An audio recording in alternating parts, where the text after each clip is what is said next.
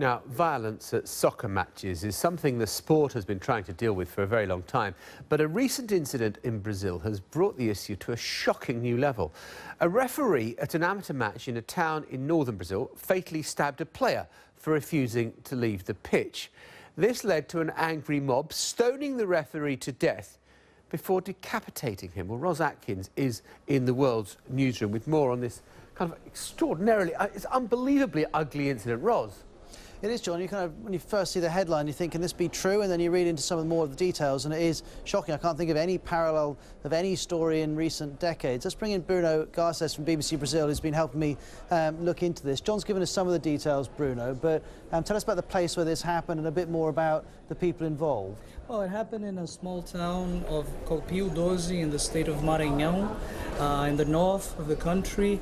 And it's a somewhat remote area, which I think partially explains why it took a few days to emerge, to come out in the more mainstream media. And in fact, I think it's more of it's a gruesome story, no doubt about it, but it's more of a crime story than one directly linked to football. There might be some viewers thinking it's taken a few days for this to become a big story in the local media when a ref is stoned and beheaded.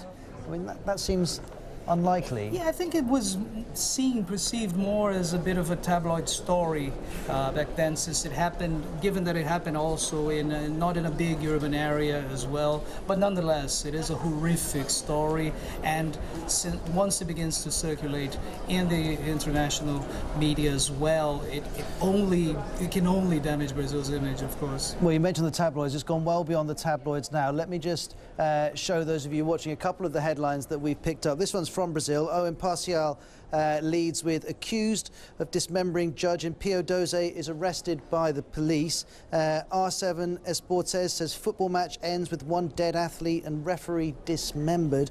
And the Wall Street Journal picking up Brazil soccer match ends in double homicide. I suppose the question, Bruno, is, when John alluded to the fact that football has a long history of violence, crowd violence and problems like that, should we see this story in that context or in the context of crime in poorer areas of Brazil? I think more in crime areas of poor areas in Brazil. I think undoubtedly there are a series of issues that need to be tackled regarding football and the violence surrounding football in Brazil.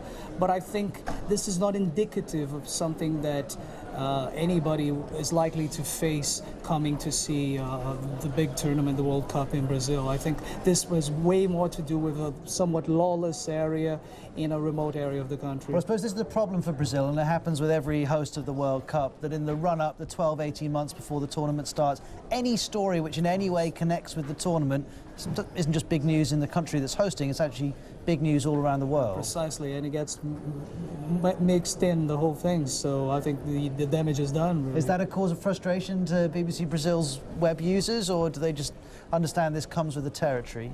I think, well, both things. I think it is a cause of frustration as well, and it adds up to the frustration that people are already feeling. We've all seen the protests all over, and I think it has to do with Brazil still being a place where the rule of law is not to be found everywhere. Just one last question before we go back to John. Brazil won the Confederates Cup, which is a decent step towards winning the World Cup. Did that in any way placate the protests which we've been covering here on BBC World News? Perhaps it did placate a bit of the sense of frustration that was out on the streets, but I think it is very likely to resurface at any point, at any time, maybe, who knows, even during the World Cup itself. Bruno, thank you very much indeed for filling us in. John, I know you're on Twitter. You were tweeting about Tony Blair just before the programme started. If you or any of our viewers want to follow BBC Brazil on Twitter, you can get them at BBC Brazil, and it's Brazil with an S. OK, Ros, thank you very much.